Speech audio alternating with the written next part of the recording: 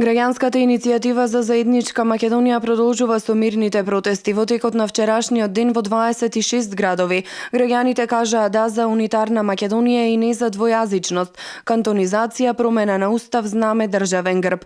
Организаторите на граѓанската иницијатива велат дека поддршката од ден во ден продолжува да расте и да се зголемува.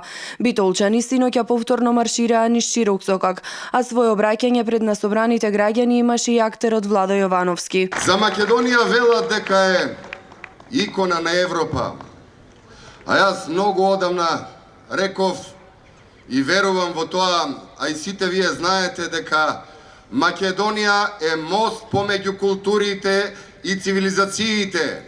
А македонскиот јазик е духовниот мост, кој не е изграден од материја, туку е изграден од најсуптилното нешто, од која е изградена и душата на македонскиот народ.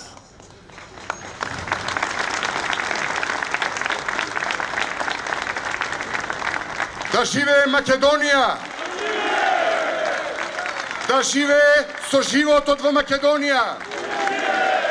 Да се живи и здрави македонскиот народ и сите народи кои живеат во Република Македонија и сега и секогаш и во вечни векови.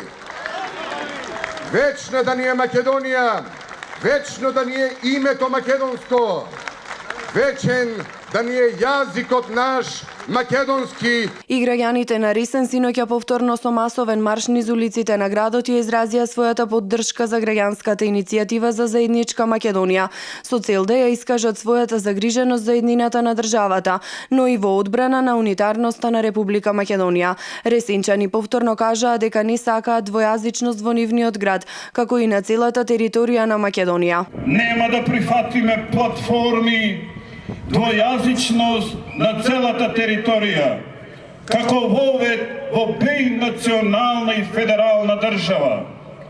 Нема да прифатиме никакви разговори за промена на знамето, химната и грбот на Република Македонија. Нема да прифатиме двојазичност и двојазични банкноти. Нема да прифатиме униформи двојазични. Многу јавни личности продолжуваат да даваат поддршка на граѓанската иницијатива за заедничка Македонија, која секојдневно протестира за целосно отфрлање на тиранската платформа и зачувување на унитарноста на Република Македонија.